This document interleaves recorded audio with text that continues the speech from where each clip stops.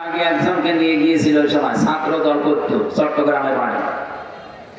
ও আমার ওর পরে আমার সিরিয়াল ছিল যে আমারে নিয়ে আমার নখগুলো তুলবে। এই যে পুলিশ বসে আছে এরা এগুলো করবে, এরা না এদের ভাইরা, এদের বললে তো ঝামেলা, কারণ আমার দোলা ভাই পুলিশ, ছাত্রাবাস হয়ে দোলা ভাই ঘাড় পড়বে। পুলিশ সব দেখলে দোলা ভাই মনে হয় না। আমরা এমনি শ্রদ্ধা সম্মান করি এদেরকে, কারণ যে এই দুইটা চোখ একটা আল্লাহর ভয়ে কাঁদে, আর এদের মতো যারা জনগণের জান মাল ইজ্জত আবরু পাহারা দেয়, এই দুইটা চোখ আল্লাহ জাহান্নামে দেবে না। এই জন্য আপনারা যারা প্রশাসনে আছে, এই চাকরিটা শুধু চাকরি না, এটা একটা ইবাদত। মনে করবেন মহান পেশায় আছে এই পৃথিবীর শ্রেষ্ঠ পেশা এই প্রশাসনের পেশা। কারণ নবীজি তাদের নাম ধরেই বলেছে এদেরকে আল্লাহ পাক কোনদিন জাহান্নামে এই চোখ এক জায়গায় জ্বালাবেন না। সুবহানাল্লাহ বলতে পারেন না? তাহলে এই পোশাকটা পরে যে দায়িত্বে আছে, এটা কি শুধু দায়িত্ব? এটা একটা ইবাদত। অথচ এই দায়িত্বটাকে এই 15.5 বছরে যারা ছিল, এই পোশাকটার অমর্যাদা করে ফেলেছে কিছু কোলাঙ্গার অফিসার। উপর থেকে যা নির্দেশ দিছে এরা তাই পালন করতে গিয়ে এখন আমরা এই পোশাকটাকে অনেকে ঘৃণা করি না। পোশাকটার সমস্যা না, সমস্যা হয় কিছু মানুষের। আল্লাহ তাদের যেন ডবল শাস্তির ব্যবস্থা করে। পৃথিবীতে যে যতটুকু অপরাধ করবে ওই অপরাধের ডবল শাস্তি আল্লাহ দুনিয়া আখিরাত মিলে তাকে দান করবে। এই জন্য যাদের কারণে এদের এই বিভাগটা আজকে নষ্ট, মানুষের কাছে কালার হয়ে আছে, আল্লাহ যেন তাদেরকে না ছাড়ে। এমন দৃষ্টান্তমূলক শাস্তির ব্যবস্থা যেন আল্লাহ করে, তারা যেন নিজ থেকে অন্তত তওবা করার সময় না পায়। কারণ তাদের তওবা কবুল হবে না। মানুষ যখন অপরাধ করতে করতে সীমা অতিক্রম করে চলে যায়, তখন আল্লাহ বলেন ইন্নামা নুমলি লাহুম লিয়াজদাদু ইসমা ওয়া লাহুম আযাবুম মুহিন। মানুষ যখন পাপের বোঝা ছাড়িয়ে যায়, তখন তাদেরকে অপমানজনক শাস্তি দেয়। আমরা আগস্টের 5 তারিখের পর থেকে দেখতে পাচ্ছি জালেমদের আল্লাহ যা দিয়েছে, এর চাইতে অপমান আর কি করবে? এখনো অনেক বাকি আছে যাদের অপরাধ বেশি তাদের। আমার মনে হয় এই মুহূর্তে বাংলাদেশে যদি বেনজির সাহেব উনি এমনি হঠাৎ করে এরোপ্লেন থেকে পড়ে যায় অথবা হেলিকপ্টার থেকে পড়ে আপনার রাজশাহী দুর্গাপুরে দাউকান্দি বাজারে বসে আছে, যখন পিটিয়ে মেরে ফেলবেন। আমি যতটুকু দেখছি সারা দেশে তাই। যারা জালেম ছিল তাদের অবস্থা আল্লাহ ঠিক ওইটাই বানিয়ে দিয়েছে। কুষ্টিয়ার হানিফ সাহেবকে যদি এখন কেউ একা পায়, আমার মনে হয় ছোট ঢেমো কেটে ফেলবে। আমি কি বানিয়ে বলছি? অথচ আগস্টের 5 তারিখের আগে কুষ্টিয়ায় আসলে 14টা গেট বানানো লাগতো তার জন্য। এখন গেট না, ওর বাড়ির এখন পায়খানার প্যানও মানুষ খুলে নিয়ে চলে গেছে। এর নাম আযাবুল মুহিন। জালেমদেরকে আমি আল্লাহ পাপের শাস্তি এত নিকৃষ্ট দেই যে দুনিয়া কল্পনাও করতে পারে না যে এখন নিচে মানুষ নামে কি করে। বলেন তো, বাড়ির পায়খানার ফ্যান যারা খুলে নিয়ে চলে গেছে তাদের কি রাগ ছিল তার উপরে। ওরা যদি সামনে পেত একেবারে টুকরো টুকরো করে ফেলতো না? কিছুই হয়নি। আপনারা 15.5 বছরে যা করেছেন এখনো কিচ্ছু পাননি। অথচ আজকে আদালতে দেখলাম কামাল মজুমদার প্রতিমন্ত্রী ছিল একজন, উনি আজকে তওবা করছে যে জীবনে যদি কোনোদিন বেঁচে থাকি কোনোদিন আর আওয়ামী লীগ করবো না। তো তোর বেঁচে থাকার দরকার কি? তোর আওয়ামী লীগ করার দরকার কি? এদেশে পরিচয় আর দিতে পারবে মানুষ না, সে মুখ আপনাদের আর নেই। 100 বছরে অন্তত এই দেশে যারা আমরা জীবিত আছি, 100 বছরে এই ফ্যাসিস্ট যারা, সন্ত্রাসী যারা, মানুষের নামে যারা জঙ্গি মামলা দিত বানিয়ে বানিয়ে। আমি বাস্তবতা বলছি ভাই, এটা যে সব জঙ্গি মামলা বানানো নাটক ছিল তার প্রমাণ এই 7 মাস। আপনি নিজের পক্ষ থেকে বলেন তো, এই 7 মাসে একটা জঙ্গি ধরা পড়েছে? কথা বলেন না কেন? হাসিনা থাকলে 7 মাসে 1000 আলেম জঙ্গি মামলায় ছেড়ে যেত। কিচ্ছু জানে না। একজন মানুষ ঘুমিয়ে আছে ঘরে, ধরে নিয়ে যে 2-3 মাস মাটির নিচে রাখবে, চুল দাড়ি বড় বড় হয়ে যাবে, নকমক, তখন তুলে বলবে এই যে জঙ্গি ধরা পড়েছে। কিচ্ছু না, জঙ্গি বাংলাদেশে নেই। জঙ্গি যদি থাকে যারা পালিয়েছে তারা ছিল জঙ্গি। জঙ্গি শব্দটার সঙ্গে আমরা অনেকে মনে করি ওরে বাবা কি ভয়ঙ্কর। আসলে তো ভয়ঙ্কর জিনিস। আমি এই জেলে থাকা অবস্থায় একটা মানুষকে শুধু এই আসল জঙ্গি মামলায় পেয়েছিলাম, তাছাড়া বাকিগুলো যা সব আমার মতো নিরপরাধ। আমারে দিয়েছে আনসারুল্লাহ বাংলা টিমের সারা বাংলাদেশের প্রধান, অথচ ছাতা কি আমি জানি। আমার যদি তাও একটু হালকা পাতলা বলতো যে জামাত ইসলাম করে, তাও তো একটু হালকা সত্য হতো। আর আমাদের দিয়েছে আনসারুল্লাহ বাংলা টিমের সারা বাংলাদেশের প্রধান, আমি তো কিছু জানি না ওই বিষয়ে। আমাকে মেরে ফেললেও তো কিছু পাবেন না। রিমান্ডে 10 দিন একাধারে শুধু এই প্রশ্ন করত, বলেন কে কে কোথায় আছে। আরে আমি তো চিনি না কাউ, কি বলবো আমি। আর আমি আন্দাজে একজনের নাম বলে তার বিপদে ফেলবো। একজনকে পেয়েছিলাম আব্দুল মতিন, হচ্ছে আল্লাহ দলের সভাপতি সারা বাংলাদেশে, 17 বছর জেলে আছে। ওরা একদিন বললাম, ভাই আপনি তো সভাপতি আল্লাহ দলের, সেক্রেটারি কে? বোঝামাচ্ছেন সভাপতি ওর ছেলে সেক্রেটারি, আর কেউ নেই সারা বাংলাদেশে। ওদের আর কেউ নেই, ওরা 2 বাপ বেটা 2 জনই ছেলে। এই হচ্ছে জঙ্গির নাটক। আমি রমজান মাসে রোজা ছিলাম সারাদিন, কোরআন শরীফ আমার সামনে, সত্যি আমি মাথায় নিয়ে বলতে পারি। রিমান্ডে আমি গোপন কথা ওদের শুনেছি। ওরা নিজেরাই বলছিল এই যে আসাদুজ্জামান কাউন্টার টেলিভিশনে আর মনিরুল ইসলাম, আমার দায়িত্বে যারা ছিল আসাদুজ্জামান, আব্দুল মান্নান, শেখ ইমরান, এই মানুষগুলো আমি নিজে দেখেছি। ওরা বসে বসে বলা কওয়া করছে যে এইভাবে আর কতদিন, আর কত মানুষকে এভাবে ফাঁসাবো, নিজেরা বলছে। ওরা মনে করছে যে আমার নিয়ে আসে না, অথচ আমার চোখ বেঁধে, হাত পেছনে বেঁধে, আমার মাথায় দড়ি দিয়েছে, ঘরের ভেতরে রেখেছে, ওদের মনে নেই। ওরা বসে বসে পাশের রুমে এই গল্প করছে। সবগুলো আমি ওই দিন শুনেছি। আমার বিশ্বাস না হলে একটা পুলিশকে ধরে একা একা জিজ্ঞেস করেন, ওরা বলো। এগুলো সব বানানো নাটক ছিল, কারণ নাটক লিখত যে মহিলা, সে মহিলা পালিয়েছে। আর এই নাটকগুলো যারা মঞ্চস্থ করত তারা এখন সবই পালিয়েছে। এই জন্য এদেশে আর জঙ্গি নেই। কি এরপরও দাদা মোদি কয়েকদিন আগে গিয়েছিল ট্রাম্পের কাছে যে আমাদের দেশে জঙ্গি আছে, এই মিথ্যা চিন্তা বানিয়ে তার কাছে শোনাবে। ডক্টর মোহাম্মদ ইউনূস ও কায়দা করে ঠিক ওই দিনই বিশ্বের আন্তর্জাতিক মিডিয়াগুলো নিয়ে আয়না ঘরে গেছে। ও যেদিন গেছে মোদি গেছে একেবারে জায়গা মতো, আর এই গেছে জায়গা না। ট্রাম্প যে কিছু বলবে আন্তর্জাতিক মিডিয়া সব দেখাচ্ছে, এই দেখেন আয়না ঘরের কি অবস্থা। জাতিসংঘ রিপোর্ট পেশ করে দিয়েছে। ট্রাম্প জাতে মাতাল হলো তাহলে ঠিক আছে। আর বলছে মোদি আপনি আমার বন্ধু ঠিক আছে, কিন্তু কি দেখছি ডক্টর মোহাম্মদ ইউনূস সাধারণ মানুষ না, আন্তর্জাতিক খেলোয়াড়। আপনি তো চার দোকানদার, আর সে নোবেল প্রাইজ প্রাপ্ত মানুষ। মোদি চার দোকানদার ছিল, এটা মিথ্যা কথা। কোথায় চায়ের দোকানদার আর কোথায় নোবেল বিজয়ী? তো দুইজনের ব্রেন কিয়ামত পর্যন্ত এক হবে? ওদের ব্রেন শুধু মিথ্যা কথা বলা, কারণ গরুর মদ খায় তো। হ্যাঁ, সত্য যেটা সেটা বলছি, ওরা গরুর মদ খায় না, এই জন্য ওদের ব্রেনের ভেতরে শুধু মিথ্যা কথা। আন্তর্জাতিক রিপোর্ট বের হচ্ছে, পৃথিবীতে 257টা দেশ সবচাইতে বেশি মিথ্যা তথ্য ছড়ায় ভারত। আমি ভারত বিদ্বেষী না, ভারতে আমার হাজারো মুসলমান, অনেক হিন্দু ভাইরা আছে, কিন্তু ওগুলো ছাড়া এই মোদি দাদার মুরিদ, এদেরকে তো মেনে নেওয়া সম্ভব না। এই মানুষগুলো নাকি মাটির নিচে, এরা এখন মন্দির খোঁজে, তাও যেখানে সেখানে না, যেখানে মসজিদ সেই জায়গায় নাকি 500 বছর আগে মন্দির ছিল। পিটিয়ে সোজা করা দরকার শয়তানগুলো। পৃথিবীর মানুষের মাটির নিচে পায় তেল, গ্যাস, সোনা, রূপা, আর শয়তানরা শুধু মন্দির পায়।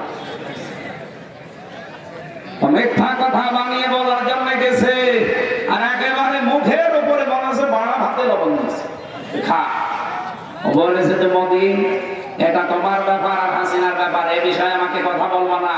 আমি বলবো কি, ইউনূস কি খেলা খেলেছে দেখেছো?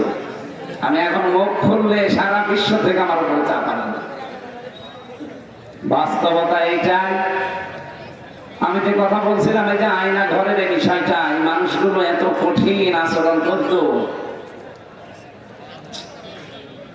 আমার আগে যে ছাত্র দলের যে ভাইকে নিয়ে গেল, ওর নখগুলো তোলার সময় আমাকে এসে চিৎকার করে করে কাঁদছিল আর বলছিল, ভাই আমার এমন চেয়ারে বসিয়ে দিয়েছিল, দিয়ে চেয়ারের উপরে হাত বাঁধা পা বাঁধা ক্লিপ দিয়ে আটক করে দেয়, গলার সাথে বেল্ট লাগানো, কালো কাপড় দিয়ে তো মুখটা বাঁধা, আর নড়াচড়া করার ক্ষমতা আছে আপনার? এই অবস্থা। হঠাৎ একটা সুইচে টিপ দেবে, একবারে 1 মিনিটে 120 বার ধরবে। বুঝতেছেন বাস্তবতা কি? নিজেকে দাঁড় করান তো আপনি। 1 মিনিটে যদি 120 বার হয়, 1 সেকেন্ডে কয়বার? অথচ মাথাটা কি চক্কর দেয়, 1 মিনিট পরে মনে হবে আমি 8-10টা দুনিয়া দেখতে পাচ্ছি। এর ভেতরে ফ্রন্টাল লব আছে। যারা বিজ্ঞানী, যারা এই যে চিকিৎসা নিয়ে কাজ করে, দেখেন মাথার ভেতরে আল্লাহ ফ্রন্টাল লব দিয়েছে, প্যারাইটাল লব দিয়েছে, অক্সিপিটাল লব দিয়েছে, টেম্পোরাল লব দিয়েছে, এরপরে মোটর কর্টেক্স দিয়েছে, সেন্সরি কর্টেক্স দিয়েছে, লব দিয়েছে। রাজশাহী বিভাগ তো চিকিৎসায় অনেক উন্নত। যারা ডাক্তার আছে জিজ্ঞাসা করেন কি সূক্ষ্ম জিনিসের ভেতরে। 1 মিনিটে 120 বার ধরলে আপনি এমনি 8-10টা দুনিয়া দেখবেন। এরপরে মেশিন আমাকে দেখিয়েছে, এরকম একটা মেশিন নিয়ে আসে, হাতের সাথে পায়ের সাথে লাগানো, শুধু একবার টিপ দিলে নখগুলো সব একবারে খুলে চলে আসবে। আমি যদি মিথ্যা বলি, কোরআন শরীফ আমার সামনে, পুলিশকে জিজ্ঞাসা করেন, ওরা যদি এরকম দায়িত্বে থাকে জিজ্ঞাসা করেন, একবারে নখ খুলে চলে আসে। সব নখ খুলে চলে আসলে তো ফিনকে দিয়ে রক্ত বের হয়, তখন লবণ ছিটিয়ে দেয়। আমি নিজে এগুলো ফেস করে এসেছি, আমার বলতে ভয় লাগে, অথচ এগুলো পার করে আসলাম। মানুষ 5 দিন 10 দিন এভাবে থাকতে পারে, কল্পনায় আসে। 8 বছর কাটিয়েছে একটা মানুষ, 10 বছর কাটিয়েছে। আমি 10 দিনে হাত পাগল হয়ে গিয়েছিলাম, আর সে লোকটা 10 বছর 8 বছর কাটিয়েছে। আপনি ভাবতে পারেন মানুষ কত নিচে নেমেছে। এই জন্য আন্তর্জাতিক ভাবে পৃথিবীতে 1 নাম্বার নিকৃষ্ট মানুষের তালিকায় নাম এসেছে মহিলা। 2 নম্বরে নাম পেয়েছি বাশার আল আসাদ, কয়েকদিন আগে পালিয়েছি। 3 নম্বরে নেতানিয়াহু, এটা হাজার হাজার লক্ষ লক্ষ মুসলমানদেরকে বিনা কারণে তাদের বাড়ি ঘর থেকে উৎখাত করছে, দুনিয়া থেকে বিদায় করছে। এটা 1 নাম্বার রিপোর্ট। 2 নাম্বার রিপোর্ট পেয়েছি 257টা রাষ্ট্রের ভেতরে বাংলাদেশ দিয়ে তার একটা রিপোর্ট দিয়েছে। ভাই এগুলো পড়বে। আমি দেখেছি এই রিপোর্টে আগস্টের 5 তারিখের আগে মাত্র 100 জনের 15 জন মানুষ চাইতো যে দেশে ইসলাম কায়েম হোক। কতজন? 100 জনের মাত্র 15 জন। তার ভেতরে হয়তো এই ভাই একজন হবে। হ্যাঁ, আমি সত্যি কথা বলছি। 100 জনের মাত্র 15 জন, তার ভেতরে এই ভাইয়ের মতো হয়তো সারা বাংলাদেশ মিলিয়ে একজন। হিসাব করেন। অথচ যে ফেব্রুয়ারির 28 তারিখের রিপোর্ট আবার শেষ হয়েছে, মার্চের 1 তারিখ আবার বের হয়েছে। এই রিপোর্টে দেখা যাচ্ছে 100 জনের 66 জন মানুষ এখন চাচ্ছে বাংলাদেশে ইসলাম কায়েম। মাত্র 7 মাসও হয়নি, এখনো 2 দিন বাকি আছে। কি আজকে 3 তারিখ না? 7 মাস হতে এখনো কয়দিন? এখনো 2 দিন। 7 মাসও হয়নি, 15 থেকে 66 জন চলে এসেছে। আপনার 6 মাস যেতে দেন, এদেশের 100 জনের 100 জন মানুষ বলবে যে আমরা এই দেশে কোরআনের বিধান চাই। এটা অনেকে বুঝে ফেলেছে, তো এই জন্য বলা কোরআনের না ফেলে এসে রাজনীতি করে, এটা ধর্ম ব্যবসা। আরে শয়তান, তুমি যে দুর্নীতি করে টিন চুরি করে ধরা পড়ো। এই শুল্কমুক্ত গাড়ি সরকারের, সেটা বিক্রি করে দিয়ে উনি জেলে যায়। সরকারি প্রাণের টিন বিক্রি করে চুরি করে জেলে যায়। দলের জন্য, মানবতার জন্য, আল্লাহর জন্য, ইসলামের জন্য একদিনও জেল খেটেছে আরো না, 2 বার জেলে গেছে, 2 বারই তার নিজের ব্যক্তিগত গোনার কারণে। প্রাণের টিন চুরি করে বেঁচে দেয় সেই লোকটা, সরকারি গাড়ি বেঁচে দেয়, শুল্কমুক্ত গাড়ি। কেন এগুলো করবেন? আপনার মুখে কোনোদিন একামতে দিনের কর্মীদের বিরুদ্ধে সমালোচনা মানায়? কোরআনের মাহফিলে এসে রাজনীতি করা লাগবে না, অর্থনীতি করা লাগবে, যেটা আলেম ছাড়া তারা বুঝবে। আপনার বলে দেওয়ার দরকার কি? আপনার পেটে বম মারলে আপনি একটা আয়াত শুদ্ধ করে বলতে পারবেন? যারা বলে কোরআনের সাথে রাজনীতির সম্পর্ক নেই, আমি ওপেন চ্যালেঞ্জ দিচ্ছি। আমার ছোট্ট মাথার ভেতরে 918 জায়গায় আমি পেয়েছি কোরআন দিয়ে দুনিয়ায় রাজনীতি করা লাগবে। যাদের মাথা তো আরো বেশি পাবে। আমার ছোট মাথায় যদি 918 জায়গায় পায়, যারা আরো বেশি পড়াশোনা করে তারও বেশি পাবে না? আর উনি বলতেছে না, কোরআনের সাথে রাজনীতির সম্পর্ক নেই, এটা মুনাফিকের কথা। আর এটা যদি কেউ বিশ্বাস নিয়ে বলে থাকে তার ঈমান নেই। এই কথা বলছেন, আল্লাহ যেটা বলে ওটার বাইরে কথা বললে তার ঈমান থাকে। বলেন, এই যে কাদিয়ানীদেরকে আমরা কাফের বলি, কেন বলি?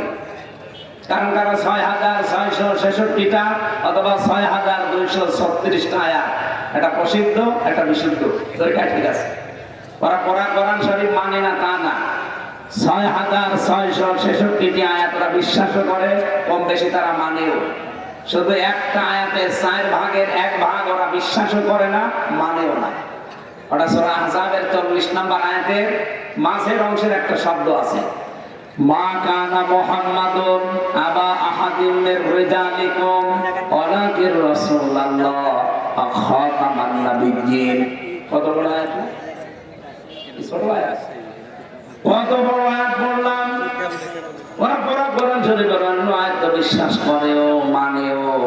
এই আয়াত মানে প্রথম 3টা মানে, মা কানা মুহাম্মাদ ঠিক আছে, আবা আহাদিম মির রিজালিকুম এইটাও ঠিক আছে, ওয়ালাকির রাসূলুল্লাহ এইটাও ঠিক আছে, কিন্তু খাতামান নাবিয়্যিন আমাদের নবী শেষ নবী এটা ওরা মানেও না, বিশ্বাসও করে না। ওরা বলে গোলাম আহমদ কাদিয়ানী শেষ নবী। আপনি শুধু নাউজুবিল্লাহ বলে শেষ করে দিলেন, এখান থেকে কিছু নেওয়া যায় না। কোরআন শরীফে আমি নিজে দেখেছি ওদের কাদিয়ানীদের মসজিদ ঢাকার বকশীবাজারে জামিয়া মাদ্রাসার পাশে আহমদিয়া জামাতের মসজিদ আছে, গেটে একজন দারোয়ান বসে আছে, যারে তারে ঢুকতে দেয় না। ওদের বিশ্বাসে যারা বিশ্বাসী তাদেরকে ঢোকায়। ওরা কিন্তু আমাদের মতো আযান ইকামত দিয়ে নামাজ পড়ছে, সূরা ফাতিহা দিয়ে নামাজ পড়ছে, কিন্তু খাতামান নাবিয়্যিন এইটা ওরা বিশ্বাস করে না, ওরা মানে না, বলে না এটুকু বানানো। কোরআনে কারিমের শুধু এতটুকু একটা শব্দ, 4টা মাত্র অক্ষর, খ আলিফ তা মিম, খাতাম। খাতাম মানে শেষ। এই শেষ শব্দটা ওরা মানতে চায় না। ওরা মুহাম্মদ রাসূলুল্লাহকে শেষ নবী বিশ্বাস করে না, মানে না। ওদের বিশ্বাস, ওদের মানার বিষয় যে গোলাম আহমদ কাদিয়ানী শেষ নবী। এতটুকু অস্বীকার করার কারণে যদি ওরা কাফের হয়, কাদিয়ানীদের সাথে মুসলমানদের ছেলে মেয়ে বিয়ে দেওয়া যায়, এটা আলেমরা জানিয়েছে। তামাম দুনিয়ার সব আলেমরা একমত যে কাদিয়ানীদের সাথে ছেলে মেয়ে বিয়ে দেওয়া যাবে। ইহুদিদের সাথে যাবে, খ্রিস্টানদের সাথে যাবে, হিন্দুদের সাথে যাবে। বলেন বলেন, ওদের সাথে যদি না যায়, এতদিন আপনি মিথ্যা কথা মানুষকে জানালেন কেন যে আমাদের সাথে স্বামী স্ত্রীর সম্পর্ক? বলেন,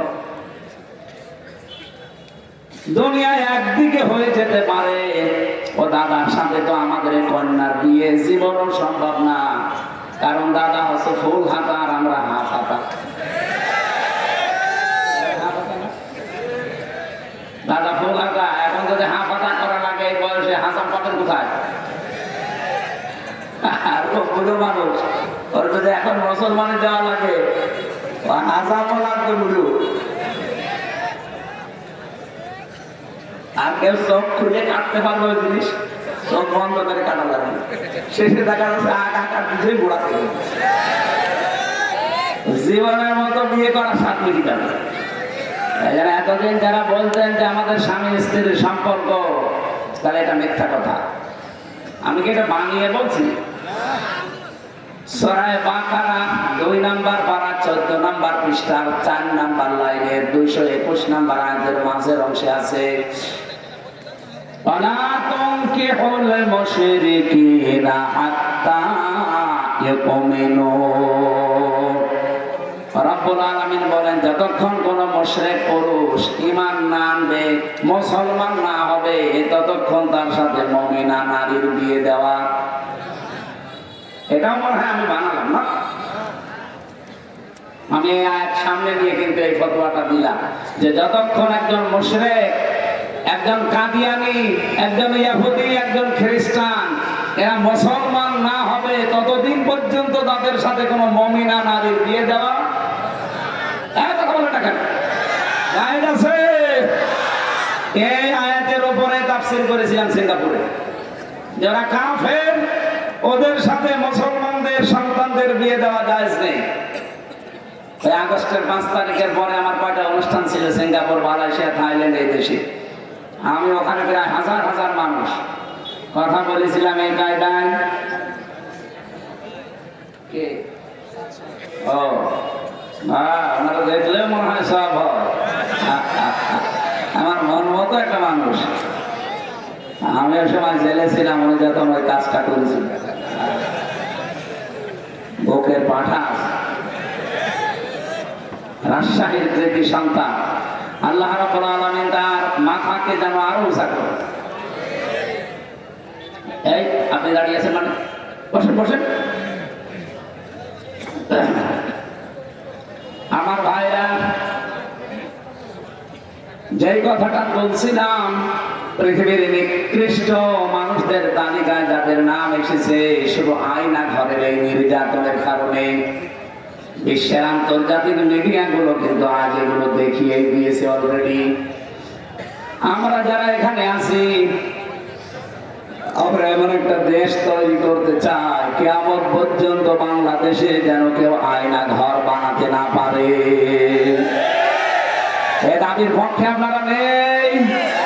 কারা কারা আছেন? লিল্লাহে তাকবীর। দেখা তো হাত তোলেনি কে?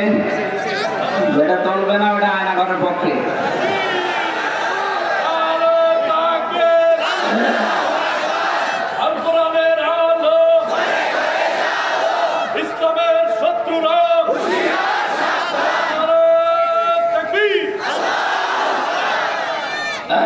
আলহামদুলিল্লাহ ভাই, রমজান মাস তো এখনো 2টা কাজ সামনে বাকি, সেহরি খাওয়া, তাহাজ্জুদ পড়া। এই জন্য আমরা বেশি রাত করতে পারবো না, খুব তাড়াতাড়ি শেষ করব।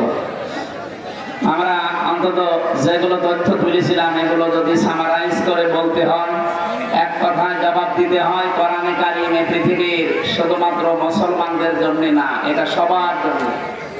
এখানে অন্য ধর্মের মানুষ, দুর্গাপুর নামটা দেখে মনে হচ্ছে অন্য ধর্মের মানুষ এখানে আছে। এই জন্য অন্য ধর্মের মানুষরা যদি এই দেশে এখানে থেকে থাকেন, আপনাদেরকে ওয়েলকাম জানাচ্ছি, স্বাগতম জানাচ্ছি। আজকের এই অনুষ্ঠান শুধুমাত্র মুসলমানদের জন্য না, এটা সবার জন্য। এক কথা বলে না কেন? মানুষ পদবাচ্যে যারা বিবেচিত সবার জন্য আজকের এই অনুষ্ঠান। কথা বলে ঠিক কিনা? ধর্ম যার যার উৎসব, সবার এই কথা বলা যাবে না। এটা উৎসব না, এটা কোরআনের অনুষ্ঠান, এটা সবার জন্য। কিন্তু ধর্ম যেটা আমি ধর্মীয় ভাবে পালন করি, যে ফরজ নিয়মগুলো ইবাদত মনে করে, ওইগুলো কিন্তু সবার জন্য না। যেমন নামাজ, এটা কি হিন্দুদের জন্য, খ্রিস্টানদের জন্য? বলেন বলেন। লাকুম দীনুকুম ওয়ালিয়া দীন, এই আয়াত অনুযায়ী ধর্ম যার যার উৎসব তার তার। আমাদের ধর্মে জোর জবরদস্তি নেই, লা ইকরাহা ফিদ্দিন। আমাদের ধর্মে কোনো বাড়াবাড়ি নেই, মারামারি নেই, কাটাকাটি নেই, জবরদস্তি নেই। যদি থাকতো 850 বছর এলাকা আমরা শাসন করেছিলাম, একটা হিন্দু থাকার কথা ছিল না। এমনকি দুর্গাপুর এই নামটাও থাকার কথা ছিল না। কথা বলে না কেন? আমরা দুর্গাপুর বা কেটে দিয়ে আমরা মোহাম্মদপুর বানাতে পারতাম, মুসলিমপুর বানাতে পারতাম। কিন্তু না, আমরা জোর জবরদস্তি করি না ধর্মের উপরে। আমি সেদিন কলেজের এক অধ্যাপক, উনি বিসিএস ক্যাডার, ওনাকে বলেছিলাম যে স্যার, আপনাকে আমি মুসলমান হতে বলি না, আর আমরা জোরও করি না। হ্যাঁ, এদেশের মুসলমানরা যদি জোর করতো তাহলে 4 ভাগ হিন্দু পিটিয়ে মুসলমান বানিয়ে ফেলতাম। আমাদের ধর্মে যেহেতু এটা নেই, আমি আপনাকে আমার ধর্মীয় গ্রন্থ কোরআনে কারিম শুধু মাতৃভাষায় পড়েন আর ইংরেজিতে পড়েন, এটা পড়বেন। আপনি যেহেতু আরবি পড়তে পারেন না, না হুজুর আমি শিখবো। আমি 3 মাস সময় দিলাম আপনাকে। 3 মাস উনি কোরআন পড়েছে পুরাটা। 3 মাসের পরে দেখি নিজেই মুসলমান হয়ে গেছে। এই জন্য আমরা রমজানুল মুবারকে কোরআন নাযিলের মাসে এসে পৌঁছিয়েছি। তাফসীর মাহফিলগুলো আমরা রমজানে করি না, আপনারা জোর করে নিয়েছেন। এটা রমজানের আগে ছিল 27 তারিখে ফেব্রুয়ারি। ওটা আমি সময় দিতে পেরেছিলাম না, বাইরের দেশে যাওয়ার একটা ছিল। আমি এই কারণে সিরিয়ালগুলো এলোমেলো হয়ে গেছে। রমজান এখন বাধ্য হয়ে আমার মা বাবা এমনকি ম্যাডামও রাগ করছে যে সারা জীবনই বাইরে থাকো, রমজানেও থাকবা না, থাকবো কি করি, মানুষ তো জোর করে নিয়ে যায়। তারপরও যেহেতু আমরা 11টা পর্যন্ত সময় নিয়েছি, এ পর্যন্ত থাকবেন তো আপনারা? আলহামদুলিল্লাহ, আমি এর ভেতরে সামারাইজ করে আয়াতের মূল শিক্ষা নিয়ে বাড়ি যেতে পারবো ইনশাআল্লাহ। রব্বুল আলামিন জানিয়েছেন শাহরু রমাদান আল্লাযী উনজিলা ফীহিল কুরআন, এই সেই মাস যার নাম রমজান। আল্লাহ কেন বিশেষ করে রমজান শব্দটা উল্লেখ করলেন? রমজান শব্দের শাব্দিক অর্থ হচ্ছে জ্বালিয়ে দেওয়া, পুড়িয়ে দেওয়া, সারখার করা, শেষ করা, নিঃশেষ করা। 33টা অর্থ পেয়েছি আমি রমজান শব্দের। কে পুড়িয়ে দেয় রমজান এসে? আল্লাহ বলেন পৃথিবীর মানুষের যত অপরাধ আছে, গুনাহ আছে, সব পুড়িয়ে দেয়। কেন পুড়িয়ে দেবে? আল্লাযী উনজিলা ফীহিল কুরআন, কারণ এই মাসে আল্লাহ কোরআনে কারীম নাযিল করেছেন। রাজি সাহেব আসি এদিকে তাকিয়ে বলেন 1500 বছর আগে কোরআন নাযিল হয়েছে রমজান মাসে। 1500 বছর আগে এই পৃথিবীতে রমজান মাস ছিল না।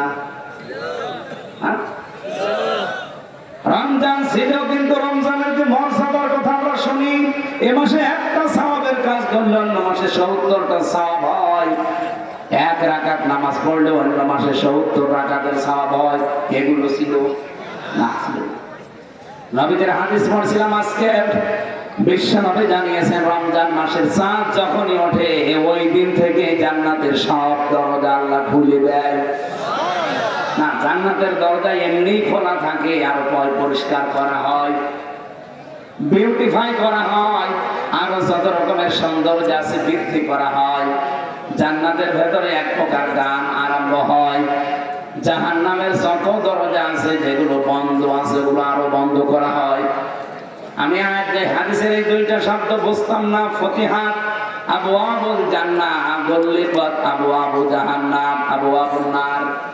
এই হাদিসের এই 2টা শব্দ আমি বুঝেছি জেলখানায় যাবার পরে।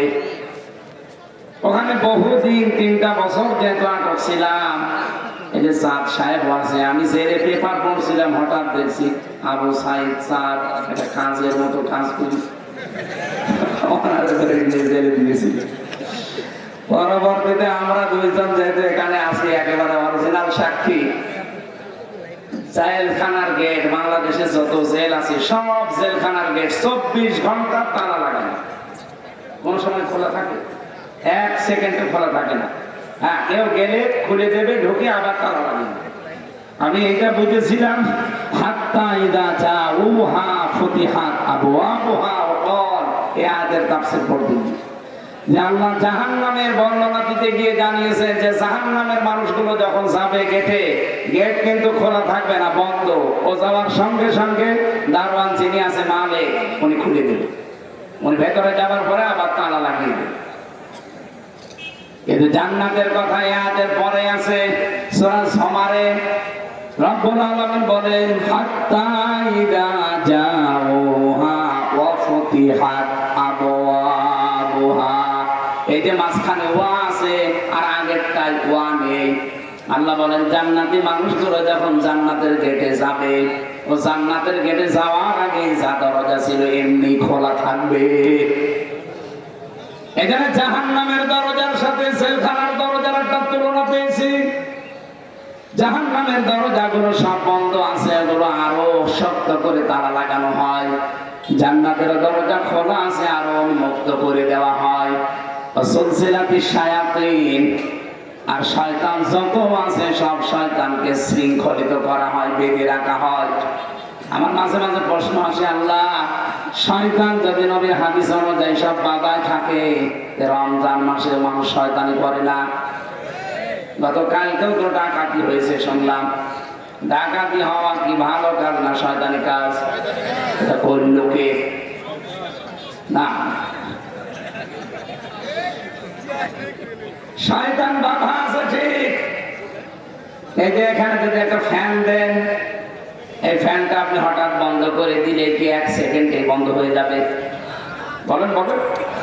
সুইচ অফ করার পরেও কিন্তু 1-1.5 মিনিট ঘুরতেই থাকবে।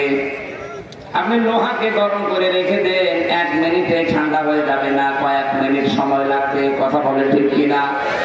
আমরা যারা 11 মাস অপরাধে লিপ্ত থাকি, গোনার কাজকে গোনায় মনে করে না, এই মানুষগুলো 11 মাস অপরাধ করতে করতে করতে রমজান এসে পৌঁছায়। রমজান মাস আসলে যেহেতু শয়তান বাধা পড়ে যায়, শৃঙ্খলিত হয়ে যায়, এই মানুষটার ভেতরও শয়তানি আর কাজ করে না। 11 মাস যে ফোর্স ছিল, এই ফোর্সটা তো আর বাধা নেই, চলতেই থাকে চলতেই থাকে। এখানে 1 মাস পার হয়ে যায়, শয়তান আবার ছাড়া পায়, ও আবার তখন গিয়ে আরেক পা দেয়। আমরা যেন এই কাজ আর সামনে না করি।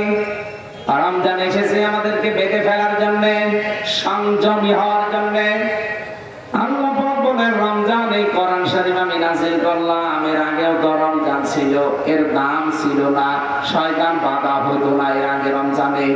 জান্নাতের দরজাগুলো আরো বেশি উন্মুক্ত করা হতো না, জাহান্নামের দরজাগুলো আরো এগিয়ে দেওয়া হতো না। খালি মাত্র কোরআনের কারণে এই যে এগুলো সব আমি করি, এত মর্যাদা দিয়েছি কোরআনের কারণে রমজানকে। রব্বুল আলামিন বলেন, রমজানের নাম এত বাড়ার পেছনে কারণ হচ্ছে যেহেতু কোরআন, তোমাদের উচিত হবে রমজানে কোরআনের সাথে সম্পর্ক বৃদ্ধি করে রমজানের আসল ফায়দা হাসিল করা। দুঃখজনক হলেও সত্য, 2 দিন পার হয়ে 3 দিন চলছে আমরা, অথচ এখনো অনেক মানুষ কোরআনের কাছে আসা আরম্ভ করেনি। আর বিয়েতে যারা বরযাত্রী যায়, 1000 বরযাত্রীর কোনো দাম নেই বর ছাড়া। কথা বলো না কেন? এখান থেকে একটা মাসলা যেহেতু মনে এসেছে বলছে, আর এদিকে তাকান। যদিও বিয়েতে বরযাত্রী যাওয়া মুসলমানদের জন্য জায়েজ নেই, এটা হিন্দুদের কালচার। ওরা বিয়ের দিনই মেয়েকে যাদের সব দিয়ে দেয়। কি কথা বুঝতেছে? বরযাত্রী যাওয়া এটা মুসলমানদের ধর্মে আছে নেই? হ্যাঁ, মুসলমানদের আছে অলিমা। কি আছে বলেন বলেন বলেন তো? অলিমা ছেলের বাড়ি হয় না মেয়ের বাড়ি? ছেলের বাড়ি। অথচ আমাদের দেশে পুরা ইসলাম আমরা পাল্টিয়ে ফেলেছি, অলিমার খবর নেই। এখানে অধিকাংশ মানুষ বিয়ে করার সময় বরযাত্রী নিয়ে যাচ্ছে, মেয়ের বাড়ি 200-300। আজকের প্রধান অতিথিকে জিজ্ঞাসা করেন, উনি অলিমা করেছে না বরযাত্রী নিয়ে গেছে? বলেন।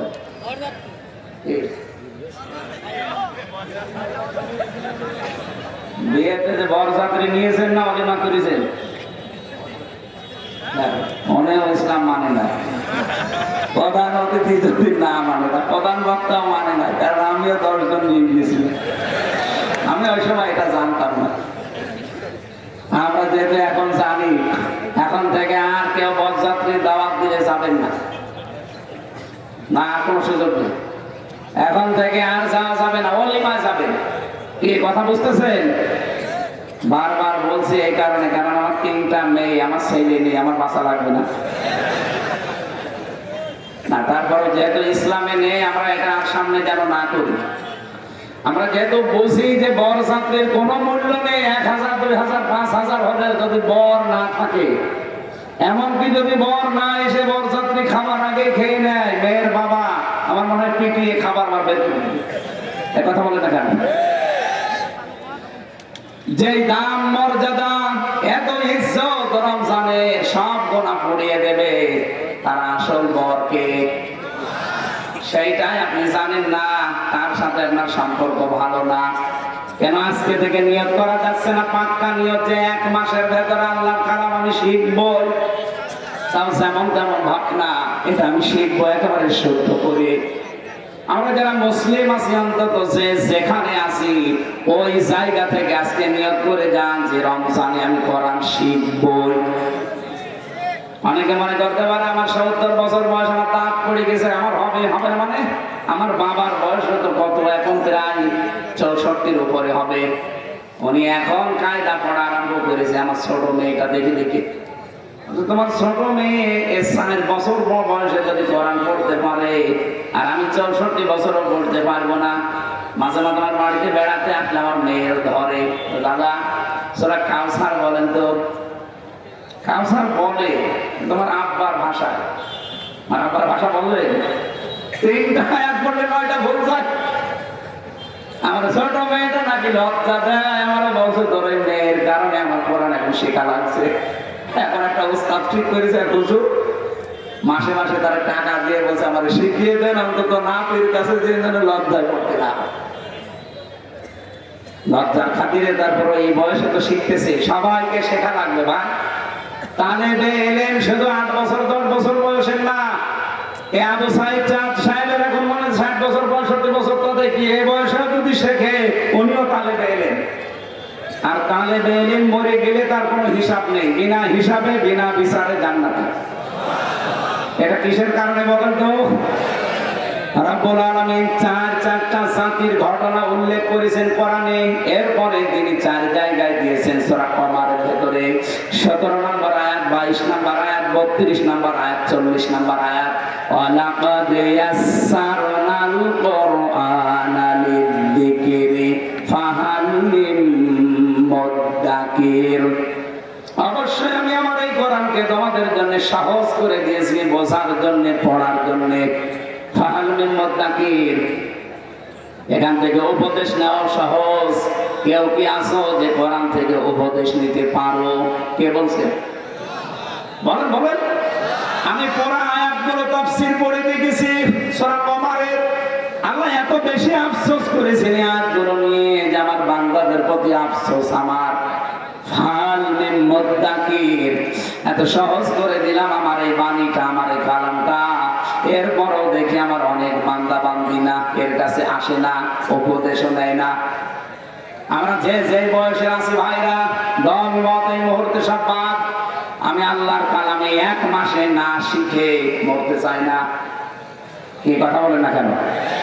পুলিশ ভাইদেরকে বলছি সময় পেলে আগে এটা শিখে নেন। বয়স আপনার যাই থাক, এটা শেখাই লাগবে। কর্মজীবন যার যেটা আছে কোনো অসুবিধা নেই, যদি চুরি করা না হয়, ডাকাতি করা না হয়, ছিনতাই করা না হয়, মানুষকে ধোঁকাবাজি করে ফাঁকি দেওয়া না হয়, চাঁদাবাজি না হয়, যেভাবে কর্মজীবনে আছেন যদি রাস্তা ঝাড়ু দেন, এটাও ভালো কাজ। যে যেই কাজে আছেন সবার কর্মজীবনের দাম আছে। আমার প্রত্যেকের উপরে আমার আহ্বান, আপনারা এইটা এই রোজার মাঠে শিখবেন।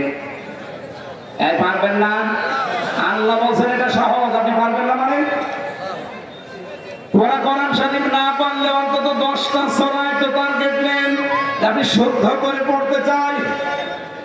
আমি নামাজের ভেতরে যখন অর্থ ব্যাখ্যাটা মনে মনে ভেবে পড়বেন, দেখবেন নামাজের ভেতরে একটা আলাদা শান্তি পাবেন। বাংলায় এটাকে বলা হয় অনির্বচন সুখ। এখানে যারা বাংলার ছাত্র আছে, শব্দটা কিন্তু অনেক কঠিন। অনির্বচন সুখ, এটা পাওয়ার জন্য আপনাকে নামাজের ভেতরে খুশু তৈরি করা লাগবে। আর এটার একমাত্র পদ্ধতি কোরআন বোঝা, তাছাড়া আপনি পাবেন না। হযরত ওমর ফারুক রাদিয়াল্লাহু তাআলা আনহু, উনি নামাজে দাঁড়ালে তেলাওয়াতে উনি কাঁদতেন। 3-4 কাতার মানুষ পেছনে শুনতে পেত ওনার কান্না। আর আমরা এমন নামাজ পড়ি, অনেকে নামাজের ভেতরে হাসে। কি আপনি নামাজের ভেতরে হাসতেছেন, টের পাচ্ছেন? আপনি কি বলেন? টের পান না, এই জন্য আপনার হাসি আসে। হযরত ওমর এত জোরে কন্দন করতেন, নামাজে তেলাওয়াত করতে করতে 3-4 কাতার মানুষ শুনতে পেত কাঁদতেছে। যখন পড়তেন জাহান্নামের আযাবের আয়াতগুলো, এমনি চোখ দিয়ে তার পানি চলে আসতো। আমরা ওই সিস্টেমে এগিয়ে যাই। এই পৃথিবীতে আমার যতটুকু ধারণা, কোরআন বুঝলে, পড়লে আর মেনে নিলে মানুষ এমনি অন্যায় ছেড়ে দেবে। আমার ভাইরা, রমজান মাসের যতগুলো উপকার আমি তাফসীরের ভেতরে পড়েছি এবং বিজ্ঞানের সাথে মিলিয়ে, তার ভেতরে একটা বলছি। এদিকে তাকান। এই 2017 সালে জাপানের এক বিজ্ঞানী, চিকিৎসা বিজ্ঞানী, উনি এই তথ্যটা দিয়েছে। উনি নোবেল পুরস্কার পেয়েছে। ইউশোনারি ওসামি এই লোকটার নাম। এই ছাত্রদের নাম তো পালোটা উচ্চারণ করতে মুখ ব্যথা হয়ে যায়। এই ইউশোনারি ওসামি, উনি 3.5 হাত বডি নিয়ে চিন্তা ভাবনা করে তথ্যটা বের করেছে। এই জন্য ওনাকে নোবেলও দিয়েছে। উনি বলছে শরীরের ভেতরে প্রায় 2 কোটি কোষ আছে। অটোফেজির নাম শোনেন? এই 2 কোটি কোষ, এগুলো শরীরকে সুস্থ রাখার জন্য খুব দরকার। কিন্তু আমরা যে 11-12 মাস একাধারে খাবার খেতেই থাকি, এই একাধারে যারা